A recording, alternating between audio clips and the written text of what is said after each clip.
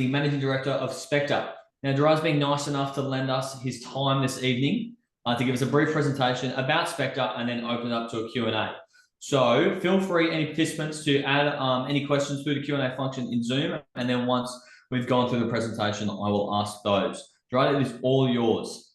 Fantastic. And thank you, Ryan. It's an absolute pleasure to talk with you and the audience that we have today.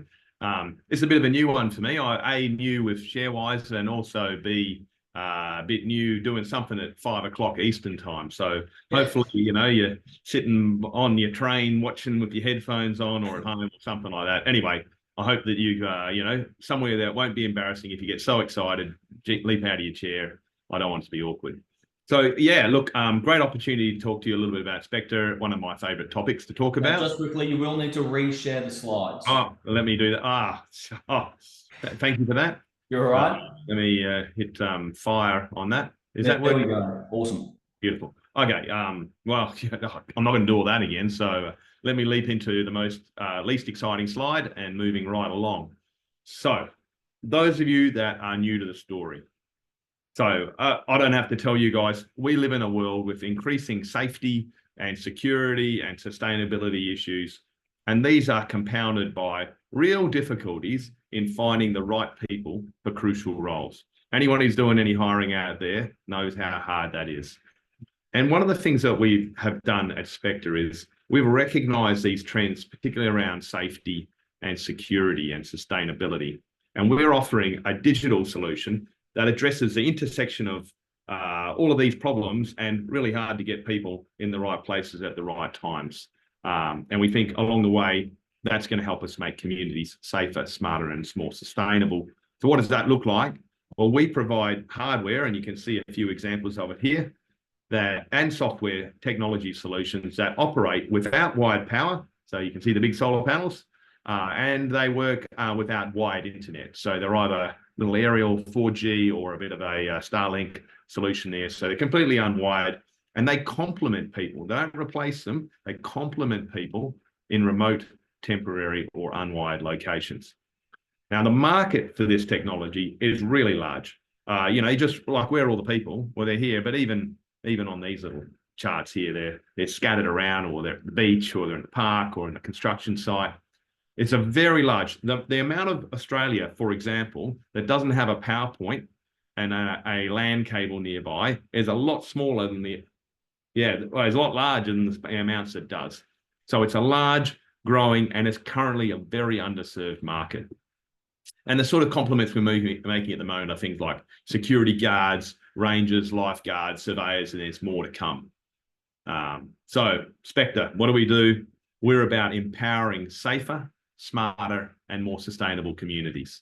And how are we going to do that? Well, our mission is to provide simple, meaning easy to use, you know, straightforward, not easy to make, but simple for a customer, economic, cost-effective solutions for remote, temporary, or wireless locations using autonomous, meaning you don't have to have a person fiddling with it all the time, sensing, thinking, and acting platforms. So what does some of it look like? You saw some pictures before. We have, you know, different single camera signboards, multi-camera. We do, you know, advanced analytics. So we're solving problems like traffic analytics, temporary location, what's happening with vehicles, what's happening with pedestrians, what's happening with different types of things. We do security applications where we act like we complement a security guard or actually film many of the functions of a security guard. We had a situation at a beach recently where in Gold Coast, in fact, where a person was injured and had a spinal injury, and one of the public came and pressed one of the buttons here on our emergency response beacon and got a lifeguard with a helicopter to rescue the guy and save him. We had a number of drownings which we've been able to stop or avoid because people have been able to call for help and find out about help. Unoccupied buildings with no power and no connectivity, we make them insurable because now there's security, and now there's a camera watching. Water level, flood monitoring, we can determine all of that from both camera analytics plus also sensor data in places where you don't have access to power, you don't have access to water. So it's a pretty broad church of things that we're solving with our business at the moment. But just because it's simple, don't conflate that with easy. Lots of things can be very simple and extremely complex or difficult to execute. You know, as anyone who's played in the technology space knows, and it's a bit of a truism, hardware is hard. The cycle times are longer from where you've got to design it, build prototypes, get the components, roll them out, deliver them. Software, you know, I've done an update, it's out in the system. What's good about that is we've got fewer competitors, and experience really counts. The lessons that we have learned since the business launched in 2009 make it very, very hard for people to follow us. Environmental conditions are harsh. You know, our stuff is not sitting inside in a nice air-conditioned environment. Rain, hail, idiots, you know, you name it, are all attacking and working on our systems, and they sit out there unattended for years on end. That's difficult. Obviously, you know, difficult doesn't attract everyone, and that thins out the herd. And as I mentioned before, we do wireless stuff. So again, it's quite, when you have lovely continuous 240 volts and plugged into infinite data in your LAN cable, happy, tickety-boo. But when you're running everything off a solar panel with a battery, and then you're connecting through the 4G towers or the 5G towers or the satellite, it all just gets much, much harder. So that's great because we like hard. It's capital intensive. Again, unlike software, you got to buy bits. You got to put them together. You got to experiment. You got to hold stock. You got to have a warehouse. All of those things. That excludes most of the software-centric tech companies. And you know, wired markets. Now this is going to sound odd. The wired world today is about 95% of the world. And so you could say, well, you know, why aren't you there? Well, the reason you're not there is because that's where the behemoths are. That's where the giant companies, they're going for the volume, or today's volume, where you can just plug it in the wall, plug it in the power. And that leaves the unwired space largely underserved. And that niche is huge and growing. The opportunity to grow that one is orders of magnitude more than the opportunity to grow the wired environment. So that's pretty exciting for us. And probably the last point is there's a lot of rifle shot solutions out there. So as you can imagine, you know, I've got something that does time lapse, or I've got something that measures water level sensors, or I've got something that does security. But someone or a place that brings all those things together in a relatively open and cost-effective and reliable platform, that doesn't exist. But well, it does exist. It exists with Spectur. So it's great. What we do is difficult. It's great. We've got a unique platform growing an underserved market with few visible people that we can see that are trying to take the same approach we're taking. And there are very real barriers to entry. So happy days. Having said all that and seeing all that opportunity, as people who've listened to me before have heard, I want to say that the fox that chases many rabbits catches none.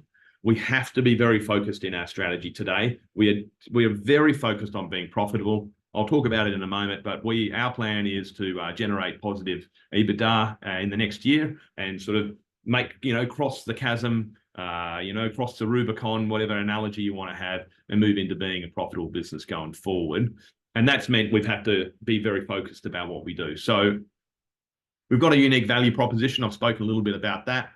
We're very targeted with our customers. We're not trying to be all things to all people. And again, we're trying to remain focused with our core business in Australia. But I will say, I've got to admit, we set up our US entity earlier this year. We do have a US customer in California, and we are talking right now with a reseller in the US as well. So I have to admit that, but that's lightweight for us. It's not a huge investment. We're being very focused on trying to develop our local market at the moment. And the sort of things we offer, again, we're not trying to be all things to all people today. With these sorts of solutions that we're showing here, real value, real big ROI for customers, underserved or very large accessible markets. As I mentioned before, we've got platforms that can do all sorts of different things, and in software as well. So that's this is what we offer. This is who for. This is where it is. That's your Spectur story. And we're pretty disciplined about sticking to that. And I'm trying to be disciplined about clicking the next slide. There we go. Okay, so how did we go this year? I think we've done pretty good. We're looking like we're going to hit about 8.2 mil of revenue. And if someone saw my slide about a month or so ago, we were thinking it was going to be 7.9. So, you know, who knows what happened of late. That's okay. You know, it would have been great if it was more, but 8.2 is certainly not nothing. And it's enough to determine and to put anyone's mind at risk that we've got product market fit. We've got $8.2 million, real revenue, real product market fit, more than 500 active customers, more than 2,500 cameras. I think more than 2,700 cameras out there today. The thing works. People know what we do. Out of that, 5.3 million of annualized recurring revenue. Again, nice high margin recurring revenue. Wonderful story. Business about to be profitable. We have absolutely pulled back on our operating cash usage. A lot of ways we did it. In the last 11 months, we burned 631,000. So, you know, it's not nothing money, but, you know, in comparison to some others, that is almost nothing money. And we've just recently taken out over 650,000, if you analyze it, of operating costs in the last half. So, you know, when you, obviously we've got some restructuring costs, which we spoke about in the past, which will impact us in Q4. But, you know, that certainly bodes well, you know, if you know, join the dots on that one, if you like. And then the other thing is we repaid our primary debt. So again, anyone who knew our story before knew that we had a debt with EGP Capital, fantastic partner, really support Tony and his team there. They've been great for us. Very glad we don't have debt for them anymore. He can just be a good shareholder. So right now we've just got a little bit of credit card debt and a bit of debt on some vehicles and stuff. So primary debt's gone. Costs are expensed. Again, our balance sheet, nice and clean. We don't go play the game of let's capitalize our ERP and let's capitalize all our R&D so we can pump up our tires. We expense a lot. So when you look at our earnings, it's nice and clean. And as we move into an EBITDA positive business, it's not going to be dragged back by trying to recover years of engineering. Sales. Last time I talked this story, I think it was 54% better than the year before. Now we're at 56%. We keep hitting new records.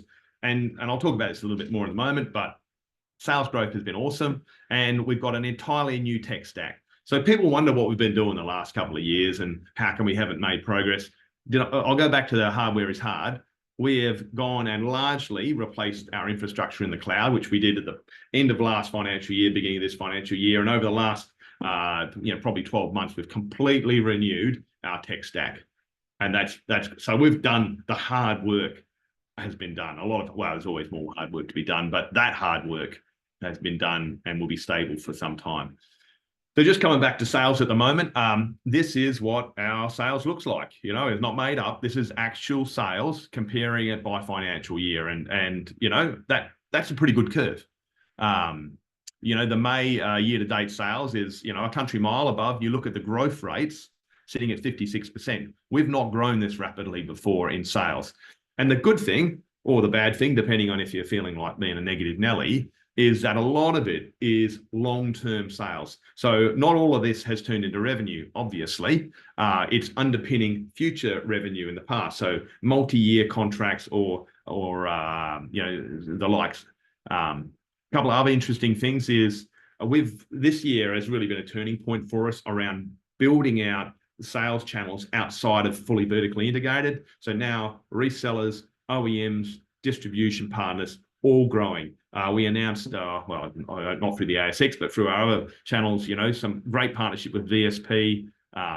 Really excited. That's already turning into a lot of different leads. We're working with major OEMs like iPro, Axis, you know, the Cada, Viva City, a lot of really interesting companies that are coming to us because we have the expertise to work where it's unwired and to work where there's no wide connection. So unwired for power and for internet. So we are being that partner to take people away from the cabled environment. And again, you know, probably another little thing that's worth noting out here is, I think last time, about a month or so back, I pointed this out. We had about 12 million. That's come down a little bit. We've sold a bit more, as you can imagine. You sell some stuff and things go up and down and the like. We're sitting at about 11.6 million of opportunities, each greater than $500,000. So we've been chasing elephants while we've been busy. And so that's really going to feed into what's in front of us over the next year or two. So where are we focusing? Where are we going? What are we doing? I'm not going to belabor this. We're not we're executing a multi-year strategy. So what are we doing at the moment? We're focusing on the places where we can lead. It comes back to that strategic focus. It's tight. We're not trying to do a million things. We're trying to really put our effort into the places where our value proposition resonates, not just chase anything that moves. But we are also going to be relaunching our SolarCam website, which is a domain we've had for a long time. We've let go dormant. That's going to come back for online sales. That'll launch in the next quarter. That's going to be pretty exciting. That'll give us some scale. From the tech, we're really moving a lot more out of hardware in the coming year, which has been more capital intensive, moving much more into the software and the UI. So a lot of work is going to be coming, and a lot of really exciting improvements on the user interface for our customers, and also the AI and how we're expanding the range of partners that we have and the range of solutions we can provide around AI. And we do that off our modular platform. And again, now we've built the modular architecture, the OEMs can come to us, the AI partners can come to us, the integrators can come to us. We are a friendly that can provide, the tree for them to put their fruit on. And they can add their branches onto our tree. Operationally, we have a goal. We think we can be the #1 service experience in our market. We're really working hard on that. I don't think we're there yet. It's one of those ones you'll continuously aspire for, but we are absolutely driving to do that. We're building out our networks, and we're looking at a real step change in productivity. And one of the fellow that we brought in, Anthony, really doing a fantastic job in totally reinventing our approach to customer service. And M&A, a year, probably more than a year and a half ago nearly, we did a couple of acquisitions in quick fire. They've been fully digested. Both of them, have worked well. We're ready for the next one. So we're out having a good, shaking of the trees and the bushes to see if we can find something that'll accelerate our penetration. It's not go and find some shiny object to change direction. No, we've got a plan. You can see it. How can we do it faster? Right. We gave some guidance the other day. I haven't changed that, but I just want to draw out. Here is our sales curve, and here is our predicted revenue curve. Hopefully people can see the relationship between the two of them. There is, some science that sits behind this. We expect the revenues to grow substantially, and then we're also going to push our way into positive EBITDA. And I guess the story behind that is here. This is a slide that's got loads of stuff in it. So we published it on the ASX. You can read it at your leisure. The short version is the slight difference is that was 7.9 before, but unfortunately we keep making too much revenue now. That's gone up. But other than that, the story is pretty much the same. We don't need a lot of growth in the revenue, but then we add a little bit more. We win a few projects, and which are known projects, then we're here. And we, win a few more known projects. So this budget, this guidance that we've provided has no blue sky in it. It's base business. In fact, 10% down on unit sales from what we've done this financial year, plus 3 known wins for the budget case. And then those 3 known wins, we've assumed only 50% of the revenue. And then we've assumed no advance bill for any of those. So it's like we're taking a really conservative view to come up with this. So we're confident enough that we've actually come to the market and said we're going to do it. So anyway, you can look at these slides. They're always very exciting for those that like numbers. But, we are going to be a profitable business, and that's fantastic. Which brings this into stark contrast. And this is a bit of a repeat of something I said before, some RAS report work we did, which says we're undervalued. But this chart really says it all. Why are we down here? It's a great question. $5.3 million of recurring revenue at high margins, market cap less than $5.3 million. Going to be profitable next year? Anyway, things that make you go, Capital structure slide. I haven't shown this one for a little while. We did an entitlement offer quite recently and a small placement to get rid of debt and to deal with their restructuring costs. Where do we sit right now? Top 20% shareholders has grown. We're up to nearly 50%. Is top 20. That's good. Now we were just under 40. Now we've grown to nearly 50. If you look at the green ones are internals. That's myself, chair, Ned, sales manager. If you throw Ben in there, we're actually about 6.8%, not 5.5. So we're in there. We've got skin in the game, and most, if not all of this, is money that we've put in. We haven't been given ourselves shares. I've been putting my hand in my own pocket, as have the other members. That's how we believe in the business. So, last slide, and I'll take some questions. Is when you put this all together, where does it take you? We are a growing business and soon to be profitable technology company. We've de-risked our balance sheet. We got rid of our structural debt. We've got leaner operations. A solid sales backlog, I think, understates it. A very exciting, replete with opportunity backlog and pipeline, and compelling and proven value proposition with a large accessible market. We're undervalued and we're accelerating our performance. It's a great time to be in Spectur. Maybe it's just stop talking right now. So thank you very much, Gerard. Really, really appreciate the presentation. It was a great update on the company. So I'm just going to take it over now to a couple of questions. I've got a couple just to kick us off, and then if any participants have any questions, again, feel free to submit them through the Q&A function in Zoom. Now, obviously, I'm just going to address the elephant in the room first up. Obviously, that being AI and its growing impact, especially on the globe and especially in the technology space. So, how is AI going to impact Spectur moving forward, as well as the infrastructure that's currently in place?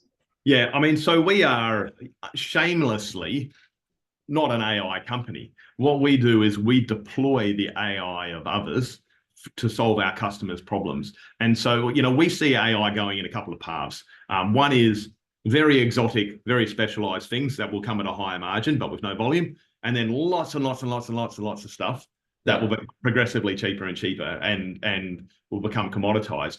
We have built a modular system that brings those things in and we can take it outside. So whether it's direct to solve a customer's problem or whether it's an AI company that wants to get away from the wires, we've got a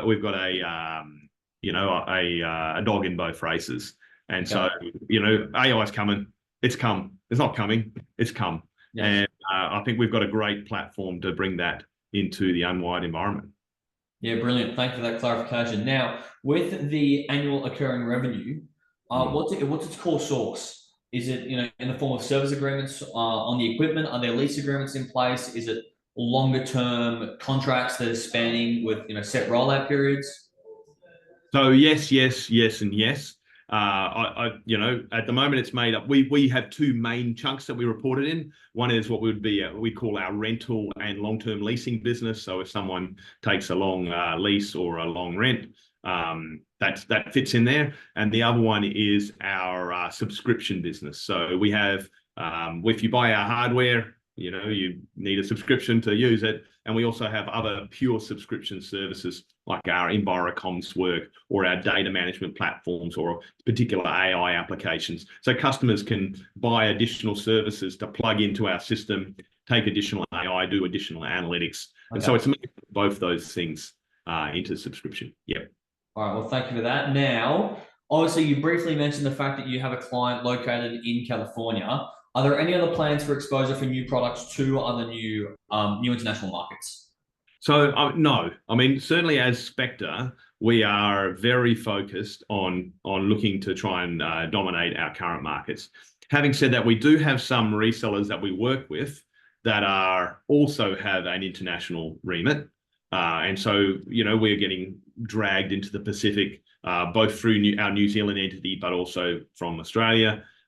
We've been dragged a little bit into South Africa to look at some things, and then we've got quite a bit of interest in the US. So we're not looking to plant ourselves. We're not looking to hire new people. We're not going to be pushing lots of marketing dollars in that space at the moment. But we believe, and others believe, that we have quite a unique platform, and they're providing quite a lot of inbound interest in sending us in other places, and we are very selectively trialing a bit of that. Okay. All right. Well, that's really good to hear. Now, you did also show that you've severely cut your cost base, which is obviously very exciting when you're looking at the books. How have you essentially managed to reduce your operating cost by half? Yeah, well, I don't think we've reduced it by half, but we've reduced it a lot. There's a couple of ways we've done that. It's applied in directs and it's in overheads. some of the cost saving that we're going to see is in material costs as we've renewed our tech stack. That has meant we've been able to have review the BOM or the bill of materials that goes into it. And also, as we've moved, for example, from lead acid batteries to a full lithium stack, warranty costs, replacement costs in a lithium battery is infinitely better than it is in a lead acid battery. So there's those sorts of costs. And then the other part of it is productivity improvements. We've gone live with a new ERP system, which is infinitely more simple than what we were juggling beforehand. And the way that we've integrated that into our business has allowed us to remove some roles. I think the other part of it was we did those acquisitions.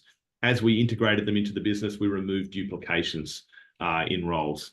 And then, I guess probably the last part of it is taking a prudent approach. We recognize how expensive cash is at the moment. And I think the days of let's just grow and as long as we're what someone used to say to me was, oh, we're in growth mode now. And which was read as, oh, we're just spending like drunken sailors right now, but people will just keep giving us money. We don't have that view. For the last 18 months, we've seen what's happening in capital markets, and we believe that the business has to stand on its own 2 feet and just can't keep coming back to capital markets for trust me money. So, we've oriented our business around a bootstrapping type of mindset. Yeah, that's let's go make some money the old-fashioned way. Love to hear it. Now, regarding the acquisitions that you just briefly mentioned, how is the integration with those gone? Yeah, I mean, if you look at 3CT, which is probably the more complicated story, revenue's up. We've brought together what we call mongrel projects, which is a combination of the tech stack from that acquisition and a combination of our tech stack. And we've got multiple of those projects. So that's exactly the type of revenue synergy that we were looking for in doing that acquisition. And along the way, we've integrated the service, we've integrated the tech support, and that's enabled us to take some cost out as well. So that element of the business certainly providing, improving contribution, let's call it that.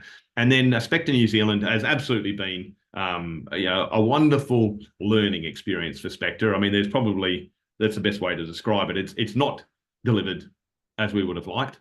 Yeah. It certainly hasn't performed in the way that we would liked, but we have learned so many lessons which have stopped us from making terrible mistakes in trying to go into the US, for example, or into other places. New Zealand's a friendly. We've learned a lot of things. We've definitely pulled our costs back there. And I think with the changes we've made, we're looking forward to that making a positive contribution for us in 2025 as well. Yeah, brilliant. Absolutely brilliant. Now, you've talked about your current, you've mentioned your current client base. Now, my question related to that is how many of your current client base are private companies as opposed to government-based organizations or organizations that have government associations? I think it's shifting more towards government. The main focus has been, it's kind of government and utilities and the people that service them. We're getting a lot more local government, a lot more state government, but we're also doing more and more utility work. And then the other thing that's really grown for us has been resellers. And that's, I don't have the exact numbers, so don't tell anyone if you're listening. It's somewhere between 30 and 50% of our business now is growing through resellers. And that's security companies that buy our technology, integrate it in their business, and then on-sell that onto government utilities and like, or integrators that are buying our platform to sell their solutions with, or it's AI companies that want a way to deploy for their customers away from the wires, or it's distributors that sell equipment and want to. So we're finding lots of ways that are much less capitally intensive, that don't require us to have a salesperson and the end customer solution. That's really for us. So yeah. Okay. Well, obviously that it's interesting that you have a wide variety of customer base, especially on a secondary and tertiary level. But obviously, you wouldn't be the only person in that marketplace. What competitive edge does Spectur present to the current market and to other emerging competitors in the space? Yeah, so I mean, we've got from a technology point of view, we have built our own video management system and our own data management software. So we have our own software and cloud, and we have our own unique technology hardware platform. Now you can say, so what? Other people just buy it from China or Europe or whatever is and bolt it together. The advantage that we get from building our own infrastructure is gross margins can be better because we buy things at a componentry level, we build it up, and we got more overhead because of that, but that's part of it. But the real advantages are we are able to control data. So the way we write our software, the way we build our hardware, we're able to manage data costs, we're able to manage power. So we can run 4 cameras, edge AI, lights, speakers, and like all off, say, 400-watt panel, whereas no one else can do anything like that. Because when you're buying rifle shots and you stick them all together, none of them are efficient, none of them are designed to work. And then the other part of it is that we've built what we believe is a relatively unique modular platform. You can plug in different lights, different speakers, different software, signboards, life card holders, and that modularity. If you want to have an Axis camera, well, plug an Axis camera in. If you want to use AI from Unleash or Meld CX, plug it in. We've built that infrastructure, and no one else has done that. Everyone else is, oh no, this is what I do, and if you want to do that, well, I can buy another camera and bolt it on, or I can do this, and now you've got 3 apps for one pole, and that. So certainly for customers that are at scale, which are the ones we're interested in, they want simple, which means not 3 apps, one. Right. They want easy, which means not convoluted and difficult and different environments. I just want a nice UI and reliable. Which again, when you're dealing with thousands of cameras that work in a very hard environment, you can't just be bolting stuff together and expecting it to work. Okay. All right. Well, thank you for that. That wraps up questions from me. We've got a couple more from participants. We'll start one off. With the new product wired and powered system you can buy off the web, is that part of the SolarCam website launch? Well, I'm trying to think what we have got. I don't think. Okay, so the SolarCam website that sits there today it will be replaced. So what you can see there, I don't think we've touched it since Adam was a little boy. So it gives you a bit of a flavor. We've kept it going because it's got fantastic organic rankings because it's so old and it's got so much content in it. Yeah. That's getting a major refresh. But right now it's in the DevOps environment, so we haven't launched it. So you can go and look at SolarCams all day. That's not what it's going to look like other than the web address. Gotcha. Okay. Answer the question, Ryan, or do you only get half of it? No, you answered it. Yeah, no, it was really good. Thank you. Now, just moving on to the last question here. There was an individual that asked, the last I read, you had cameras deployed on 4 defense bases. Have they provided feedback on them, and are they going to roll them out in more bases?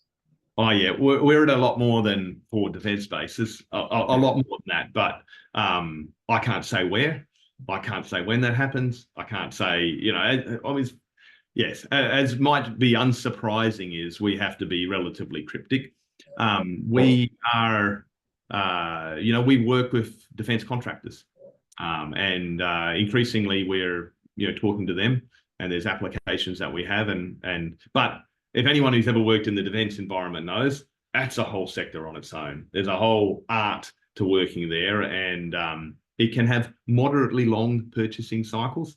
So that, we're generating real revenue there. We're working with those people at the moment. I think it's a really interesting spot, but we're not going to go boots and all into defense right now. We're going to do it the way we're doing it because that would be a longer investment. And right now there's so much low hanging fruit with state and local government. Of course. Start fiddling around with the feds too much, and working with the resellers like the asset managers. If we can work with a Ventia or a BGIS or those sort of people, that's fantastic for us. Very happy to do it. Yeah, good to hear. Now we've got another one that's just come through. Are you familiar with Julian, listed on the AIM board on the LSE, so the London Stock Exchange, that has developed a new battery technology that is out now on trial with an international major partner? No, I'm not familiar with that. I think so we know where we want to be on the bleeding edge of technology, and it's not in batteries. Right at the moment, batteries have moved down the cost curve. Lithium ferrophosphate, which is the type of batteries that we're using at the moment, We can get them with a 5-year warranty, more than 5,000 cycles. That's what we need. Any more than that is overinvestment, because these things are out in the environment. We will depreciate our rental fleet over 5 years, because you get technological obsolescence as well as just the environment's tough. So what we have is we're looking for, we want to build a volume solution. We want to be $100 million and then $1 billion business. Yeah. That means we've got to hit a price point. So we're not looking for the bleeding edge. We're not looking for the latest tech. We're looking for what is the problem that we're trying to solve? How can I do it cost effectively, simply, and reliably? And I think at the moment, lithium ferrophosphate hits those targets for us. Of course, of course. Well, no nuclear SMR for us just yet. Thank you very much for your time, Gerard. Thank you very much, ladies and gentlemen. Is there anything else you'd like to finish with? No, there's always something. I've always got something else to say. It's a really, the work that has gone into bringing us to this particular position is enormous. I mentioned before, it's not easy. It's not easy to do it technically. Certainly the capital markets have constrained us more than, 5 years ago. It might have felt a bit different. But here we are, and we've got ourselves in a fantastic position. I'm very positive about the outlook for FY25, so much so that I've stuck my head through the noose of providing guidance, which obviously means if we're outside of it, we're going to let you know about. So you don't do that without a certain degree of confidence. So, to those of you that are on board, enjoy the ride. Thank you for your patience. And for those of you that are about to get on board, you're going to feel like the cleverest people around. All right. Thank you very much, ladies and gentlemen. Thank you very much, Gerard. This one has been recorded and will placed up on the Sharewise YouTube channel for everybody's personal distribution, and if they would like to watch later on. Enjoy the rest of your evening, ladies and gents. Cheers.